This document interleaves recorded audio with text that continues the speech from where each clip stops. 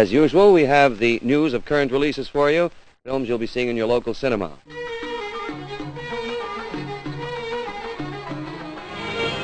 Lawrence of Arabia, national hero, passes. The soldier-philosopher who rallied the Arabs to our cause in the war and built up a kingdom for the Emir Faisal in Iraq. Caring nothing for the ordinary sway of life, with his work in the desert accomplished, he joins the Air Force as an air craftsman, changing his name to Shore and forsaking his high rank. Suddenly, this man who faced death a score of times in Arabia meets a tragic end on a peaceful English country road. On his motorcycle, he collides with the cyclist and is rushed to Bovington Camp Hospital, where after lying for 6 days unconscious, he dies. Mr. Winston Churchill is among many famous national personalities who attend the funeral. Then, in solemn procession, the body of this great empire builder is borne to its last resting place, from the sands of Arabia to the Mother Earth of England.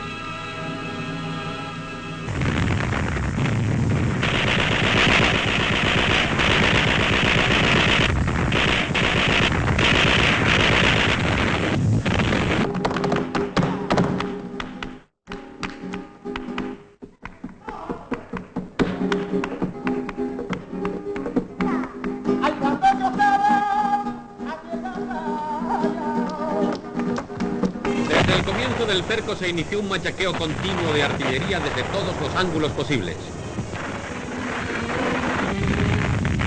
El edificio fue cayendo a pedazos por el intensísimo bombardeo. Cañones con emplazamiento inmediato efectuaron más de 10.000 disparos.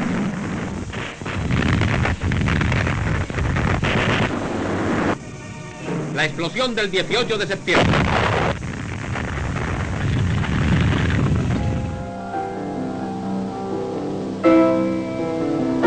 The condemned, in a silence broken only by the tramp of their heavy cloaks, advance well guarded by the bayonets of the black Senegalese.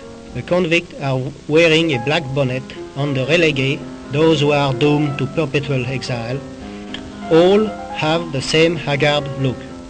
In vain we try to put a name on their faces. Those who yesterday were called Goudavin, Dr. Laguet, are today only a number. The real punishment starts at this moment. In turn, each boat comes alongside the great white ship, now rolling gently on the waves. One by one, the convicts go up the ladder and disappear in the hold, where the steel cages, similar to those of a menagerie, will receive them for many long days. Fastest round the world, the object of millionaire American airman Howard Hughes and his 4 companions as they prepare to take off from New York. Mr. Hughes steps aboard his 2,200 horsepower superplane that has every navigational instrument that modern aeroscience can devise.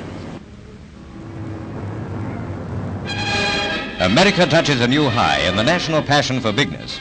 The mammoth wing of Howard Hughes' experimental flying boat creeps along at 2 miles an hour towards its ocean testing ground. Howard, what was the fastest speed that you made any time coming across the country? 375. 375.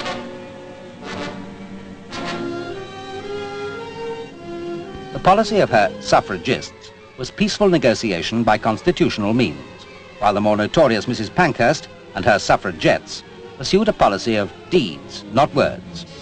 The vote symbolized the whole women's movement towards emancipation.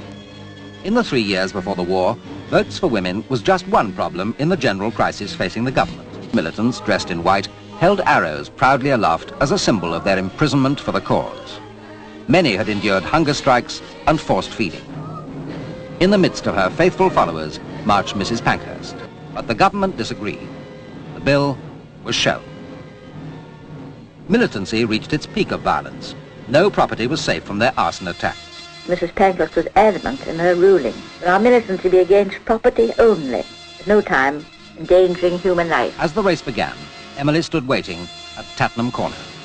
When the horses thundered around the corner, Emily ducked under the rail, darted among the riders, and waited to be crushed by the King's horse. The jockey was not badly hurt, but Emily Davison died 5 days later. Watergate and all of the other problems, and have sort of neglected the present and the future. I'm an ardent believer in Nixon. I think he's on a rocky eminence right now. but I firmly believe he's going to come out on top.